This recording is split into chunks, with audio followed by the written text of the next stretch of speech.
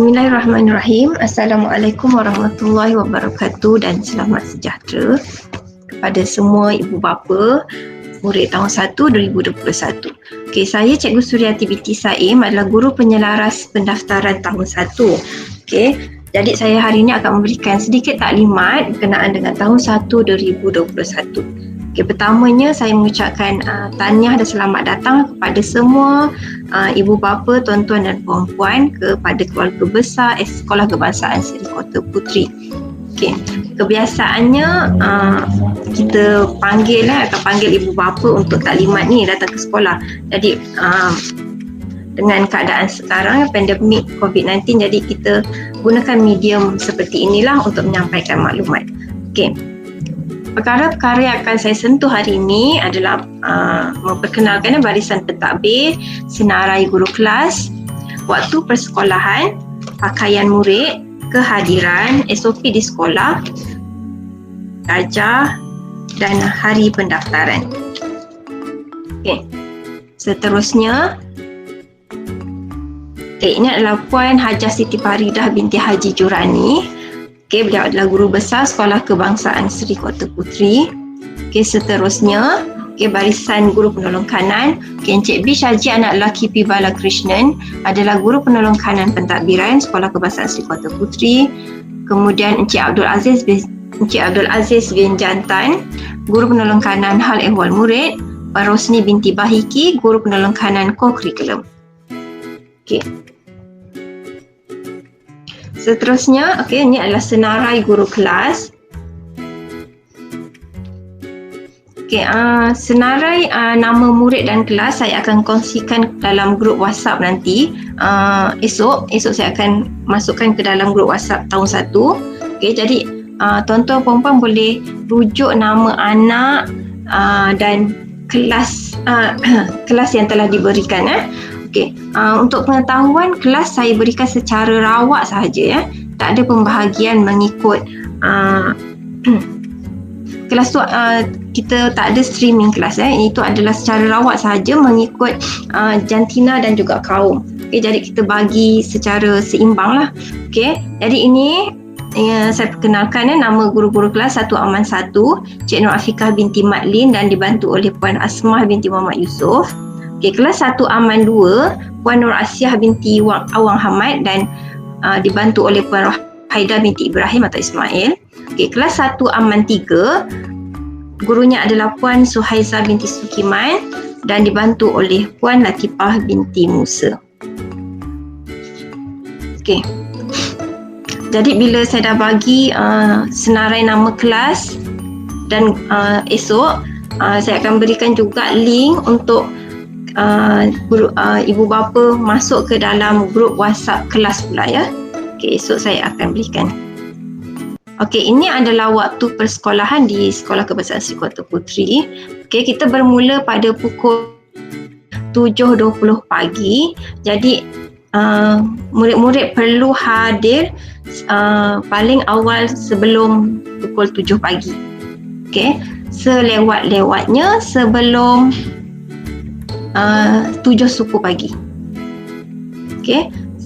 Jadi 7.20 kita akan mulakan PDP dah mula belajar. Untuk waktu pulang hari Ahad, boleh tengok di sini 11.50 tengah hari untuk murid bukan Islam, 12.50 tengah hari untuk murid Islam. Kenapa berbeza kat sini? Ini adalah kerana murid Islam akan ada tasmik pada hari Ahad ni selama 1 jam. Jadi murid bukan Islam dia akan pulang dulu. Hari Isnin sampai hari Khamis 12.20 tengah hari waktu pulang. Jadi seterusnya. Pakaian murid. Pakaian murid ada empat jenis ya. Yang pertama ni adalah uniform sekolah. Uniform sekolah macam biasa. Untuk murid lelaki, kemeja putih, seluar biru gelap, bertali leher, kasut hitam. Berkasut hitam, stokin pun hitam Kasut kalau pakai kasut hitam, stokin pun hitam. Untuk yang perempuan Untuk murid perempuan Islam, baju kurung warna putih dan kain berwarna biru gelap dan tudung putih. Okey, bertudung putih. Okey. Yang pakai pinafore, pastikan pinafore pakai sehingga bawah paras lutut. Okey, sopan ya. Okey. Seterusnya, okey, ini t-shirt rumah sukan. Okey, t-shirt rumah sukan. Rumah sukan akan diagihkan selepas kita bahagikan kepada kelas-kelas nanti. Okey, ada guru yang menjaga bahagian rumah sukannya akan berikan dan guru kelas nanti akan maklumkan kepada ibu bapa. Okey, jadi bila dah dapat makluman rumah sukan nanti barulah kita ibu bapa boleh beli di koperasi ya. Okey, yang ini adalah t-shirt satu murid satu sukan berwarna biru cair. Ini biasa kita guna pada hari Selasa, kita akan pakai pada hari Selasa. T-shirt sewaktu PDP satu murid satu sukan. Okey. Dan yang ini adalah t-shirt KRMJ, t-shirt karakter murid Johor. Okey, murid Johor memang murid Johor sahaja yang ada baju ni. Jadi ini kita akan pakai pada setiap hari Khamis. Okey. Bila pakai t-shirt sukan, murid Islam perlu menggunakan tudung berwarna hitam. Okey, sediakan tudung berwarna hitam. Okey, saya sengaja tunjuk kat sini. Ini adalah gambar-gambar yang diambil sebelum berlakunya pandemik COVID-19 ya. Memang banyak aktiviti yang kita jalankan di sekolah. Jadi kita tak boleh, sebab tu ada hari-hari dia kita pakai t-shirt. Okey. Jadi tapi pada waktu sekarang ni pandemik COVID-19 kita memang tak ada lagi aktiviti macam ni. Kalau ada pun mengikut SOP dan juga yang ditetapkan, SOP yang ditetapkan oleh kementerian.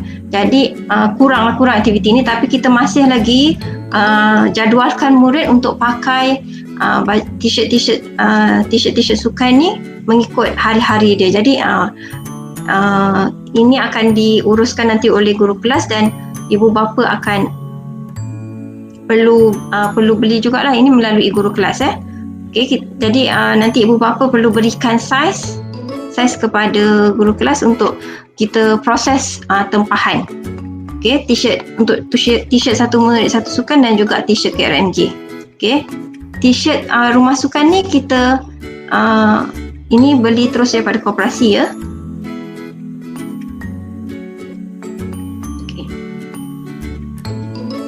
Okey, yang ini tanda nama. Okey, ini adalah yang tali hijau ni adalah tanda nama sementara dan yang ini adalah tanda nama untuk ditampalkan pada baju uniform murid ya. Okey. Ini adalah tanda nama ni adalah tanda nama desain terbaru, dah siap dengan lencana. Okey, sebab tu dalam list yang ibu bapa beli di koperasi tu memang tak ada lencana berbanding dengan kelas-kelas lain ya. Okey, sebab dia dah ada sekali tanda nama. Jadi ini pun nanti akan diuruskan guru kelas untuk buat tempahan. Jadi bila naik sekolah nanti baru dapat lah. Jadi sementara nak tunggu dapat tu, jadi kita akan bagi tanda nama sementara ini. Okey, tanda nama sementara ini saya akan nanti tampalkan juga dengan warna stiker berwarna untuk membezakan ketiga-tiga kelas. Okey, ini saya akan bagi waktu pendaftaran nanti. Jadi sebelum masuk mereka mesti ada tanda nama. Kalau tak memang agak susah ya. Okey, jadi tanda nama sementara ni mesti dipakai sementara menunggu tanda nama yang lekat di baju ni. Okey, seterusnya berkenaan dengan kehadiran. Okey, kehadiran ke sekolah adalah wajib ya bagi semua murid apabila sekolah dibuka nanti. Okey, jika ada masalah untuk tidak hadir, ibu bapa atau penjaga perlu memberi surat sakit atau surat ketidakhadiran kepada guru kelas atau pejabat. Okey, sakit ke apa, ada masalah perlu balik ke kampung ke apa, okey, sakit bagi surat MC. Kalau ada hal-hal lain kena tuliskan surat rasmi, okey, dan berikan kepada guru kelas atau pejabat. Okey, Surat amaran akan diberikan jika murid tidak hadir 3 hari berturut-turut atau 10 hari yang berselang tanpa sebarang makluman atau kenyataan kepada guru kelas atau pihak sekolah. Okey, jadi kita tak boleh ambil lewa tentang kehadiran anak kalau lebih sahaja daripada 3 hari berturut-turut atau 10 hari berselang, kita akan berikan surat amaran. Okey. Seterusnya, program transisi tahun 1.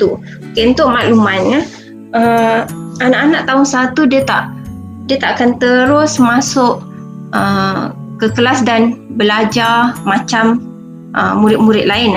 Dia akan melalui proses transisi. Program transisi ini adalah program yang bertujuan untuk membantu kesediaan murid bagi menghadapi peperiksaan pendidikan formal di sekolah rendah. Untuk makluman, daripada tahun 2001 hingga 2006, pelaksanaan transisi ini adalah selama 3 bulan. Daripada tahun 2007 hingga 2020 pula 3 minggu sahaja. Tapi pada tahun ini, pada tahun 2021, program transisi akan dijalankan selama 43 hari. Akan berjalan selama 43 hari bermula pada 20 Januari hingga 25 Mac. Selama 43 hari ini adalah kerana pandemik COVID-19 telah memberikan implikasi bilangan hari persekolahan yang telah berkurang.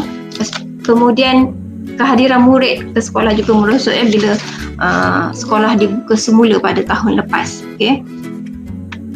Jadi kita nak menyediakan murid dalam aspek sosio-emosi, sikap dan nilai serta literasi dan numerisi awal bagi pengikuti pembelajaran di tahun 1. Jadi mereka tidak akan terus belajar di arus perdana terus menggunakan buku teks, tidak. Mereka akan melalui proses transisi. Jadi ini adalah bahan yang akan cikgu-cikgu gunakan, iaitu modul. Kita ada modul, dan juga berpandukan kepada kit program transisi tahun 1 yang diberikan oleh Kementerian Pendidikan Malaysia.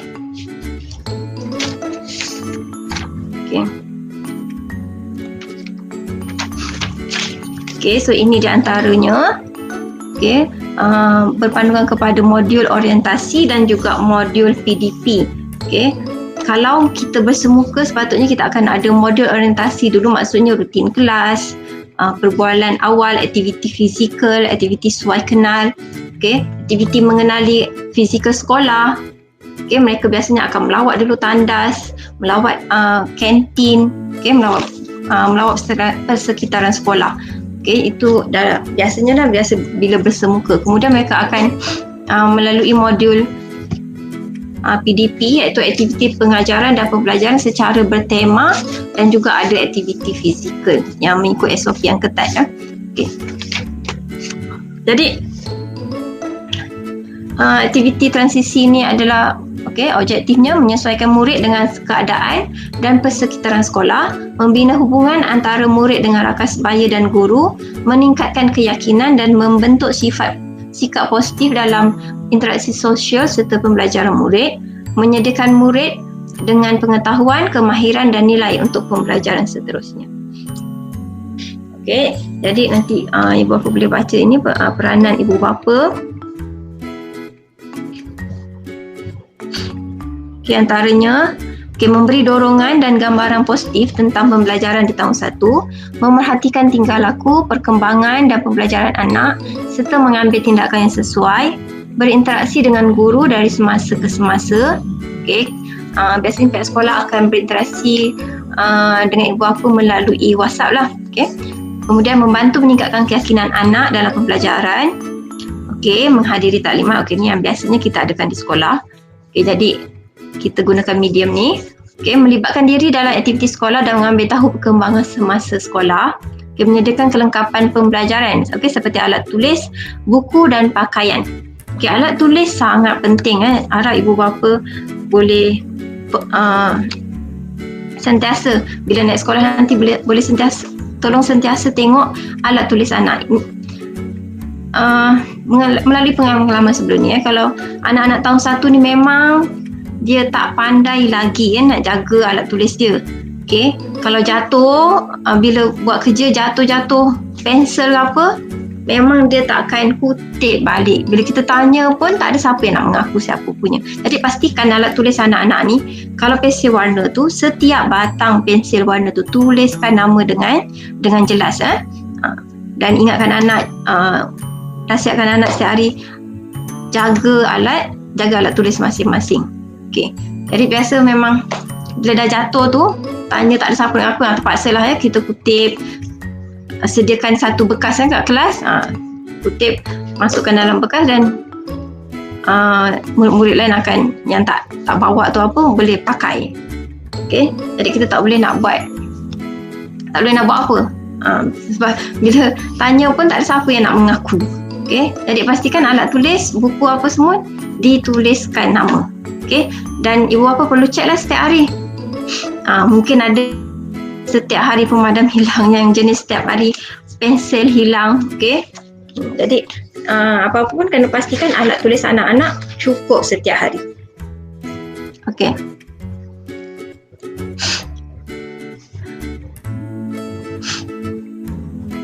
Okay, di rumah juga boleh bimbing dan latih anak.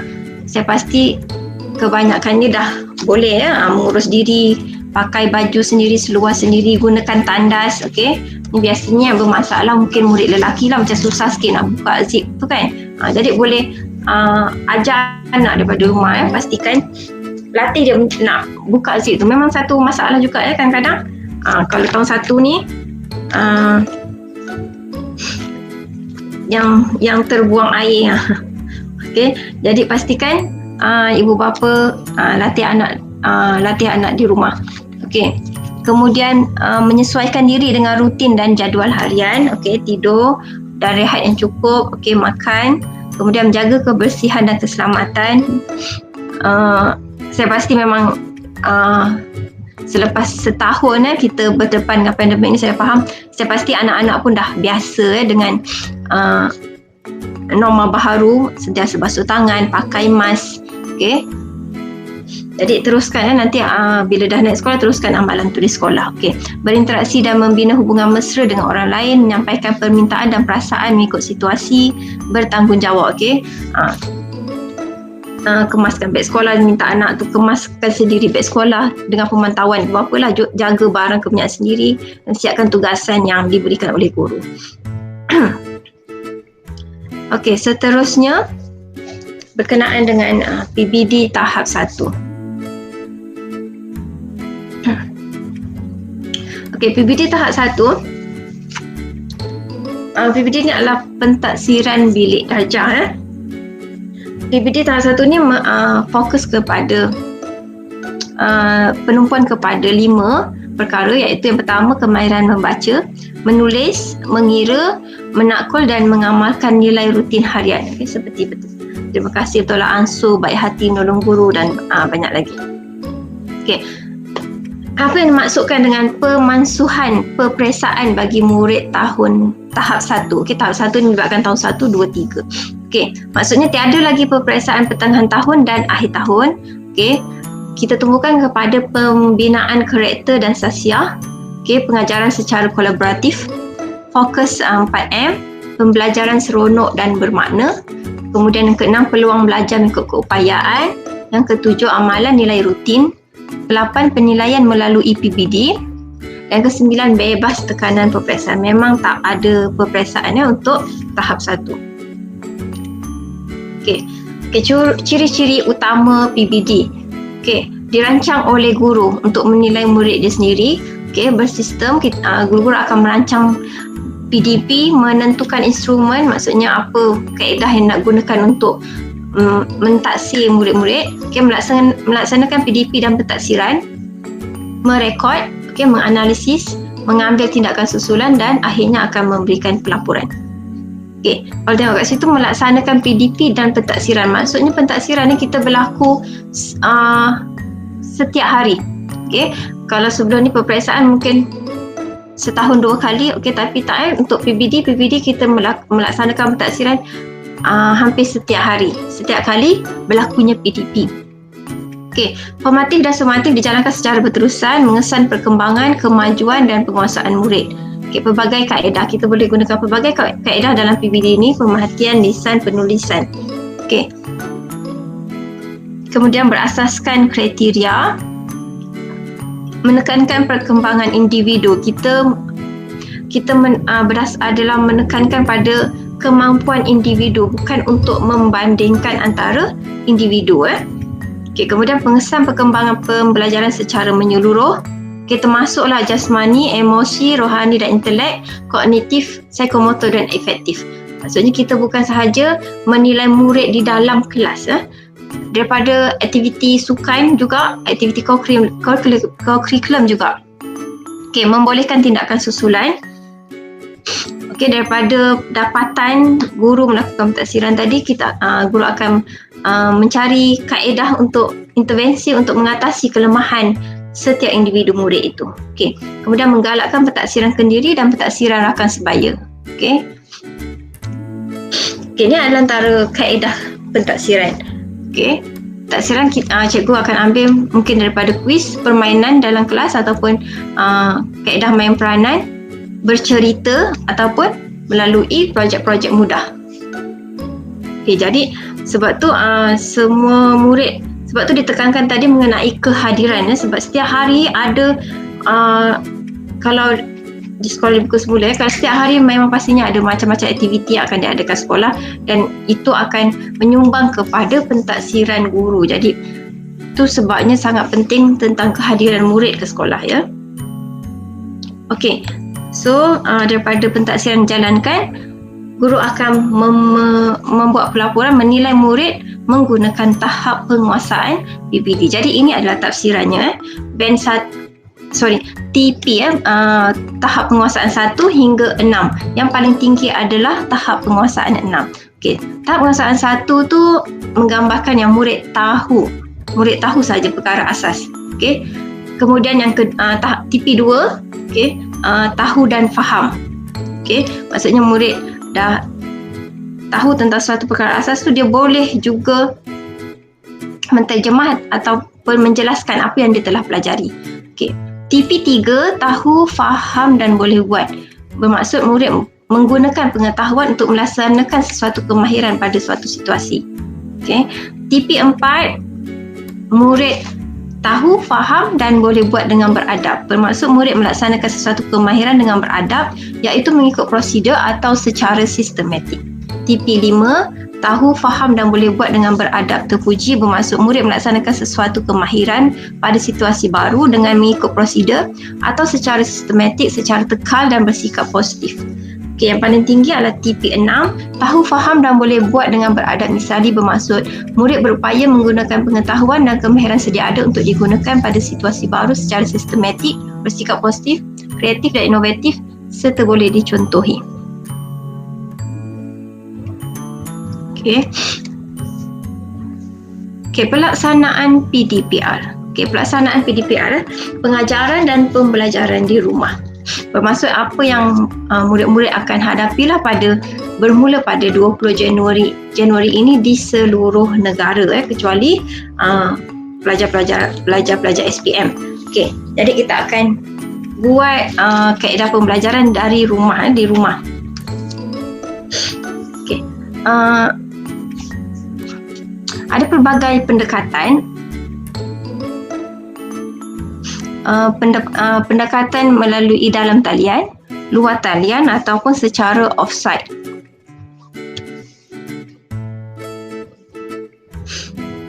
Okey, jika guru melakukan pendekatan PDPR dalam talian, murid perlu ada capaian internet, perlu guna peranti dan belajar secara real time. Okey. Pendekatan melalui luar talian pula, murid boleh menggunakan peranti seperti komputer riba, tablet atau telefon pintar tanpa capaian internet. Okey, pendekatan secara offsite ni kita tak ada buat. Okey. Ini maksudnya dilakukan pada satu tempat lah, pusat komuniti ataupun pusat pemindahan sementara untuk yang mengalami banjir sekarang kan. Okey. Ini akan dijelaskan terperinci lah dalam grup WhatsApp kelas nanti ya. Okey. Seterusnya, norma baharu di sekolah. Okey. Norma-norma baharu di sekolah maksud bila dibuka sekolah nanti kita menjalankan SOP baru di sekolah seperti yang kita dah lakukan seperti yang sekolah dah lalui pada tahun lepas lah. Okey. Ini ibu bapa boleh teliti satu persatu. Dia sebenarnya bermula daripada rumah. Pastikan tuan-tuan puan-puan sebelum menghantar anak, pastikan anak sihat. Okey, tak ada demam, tak ada batuk-batuk, tak ada selsema. Okey, simptom-simptom, kalau ada simptom tu memang jangan beri anak sekolah lah. Itu yang pertama lah. Okey, daripada rumah lagi. Okey, kalau sebelum ada pandemik, mungkin kalau batuk-batuk sikit, sesama sikit tu kita bagi anak datang sekolah. Okey, jadi tapi dalam keadaan sekarang ni kita nampak je ada tanda-tanda tu, okey, tak perlu hadir ke sekolah dan nanti dapatkan rawatan dan beritahu kepada pihak sekolah. Okey. Saya jelaskan sedikit. Okey, biasanya kita akan lakukan saringan di pintu pagar sekolah. Okey, di pintu masuk sekolah kita akan jalankan saringan suhu. Okay, kemudian murid akan terus masuk ke dalam kelas. Dia akan basuh, cuci tangan sebelum masuk ke kelas. Kalau sebelum ni kita berkumpul dahulu di dataran, tapi dalam waktu SOP baru ni kita tak berkumpul di dataran, murid akan terus ke kelas masing-masing, cuci tangan sebelum masuk kelas. Okey.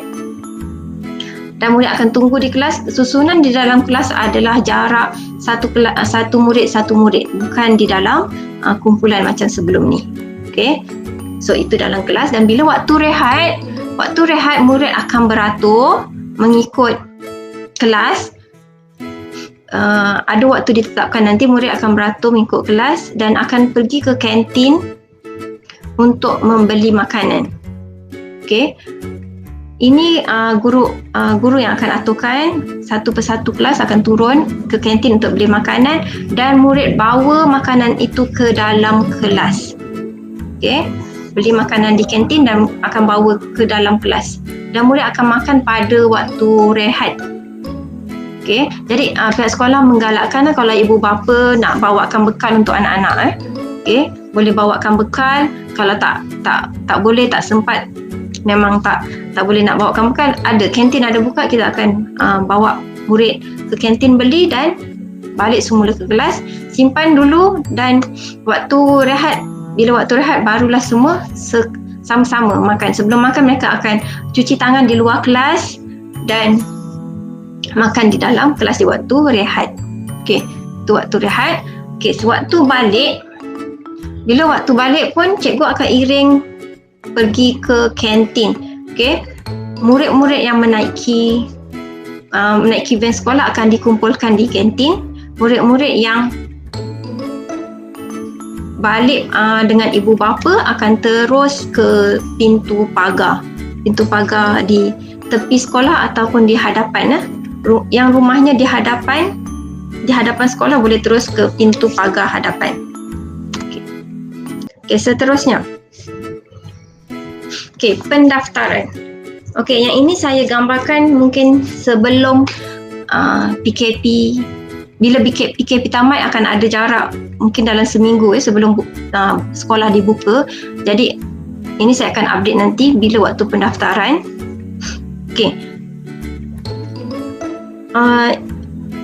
Ini adalah borang-borang yang perlu dokumen, salinan dokumen yang perlu dihantar kepada guru kelas. Okey, jadi sekarang ibu bapa boleh sediakan dahulu. Jadi bila buka sekolah nanti boleh hantar kepada guru. Okey, 1 salinan IC ibu bapa, 2 salinan sijil lahir murid, 1 salinan sijil nikah, sijil kematian atau sijil anak angkat, satu salinan rekod imunisasi murid. Yang ini ambil daripada buku klinik anak ya. Ada rekod imunisasi, okey, ambil kopi salinan daripada situ. Okey, kemudian slip gaji terkini ataupun pengesahan pendapatan, okey. Dan juga borang maklumat murid. Ini pun saya akan beri, saya akan minta ibu bapa datang ambil di sekolah bila tamatnya PKP, okey. Ini nanti saya akan update semula untuk update semula lah untuk tuan-puan isi. Okey, yang ini file ini, dua file ni tuan-puan ada beli di koperasi, jadi nanti pun bawa juga pada waktu pendaftaran, pastikan dah tuliskan nama dan rekod profil murid ni tampalkan sekeping gambar, okey, dan tuliskan nama, itu saja. Okey, tampalkan gambar dan tuliskan nama. Nama kelas, nama guru kelas semua ni biarkan kosong. Okey. Okey, jadi itu sahaja daripada saya. Okey, semoga kita berjumpa nanti. Kita doakan semoga pandemik ni akan segera berakhir. Okey. Semuanya akan kembali kepada sedia kala dan kita boleh guru-guru pun tak sabar nak berjumpa dengan anak-anak. Jadi semoga kita dapat semuanya akan kembali kepada asal lah, kepada seperti dahulu. Okey. Jadi itu sahaja daripada saya. Okay, semoga tuan-puan dapatlah sedikit gambaran tentang persekolahan anak-anak nanti. Okey, sebarang masalah boleh merujuk kepada saya dan juga guru kelas nanti. Okey, itu sahaja. Sekian, terima kasih.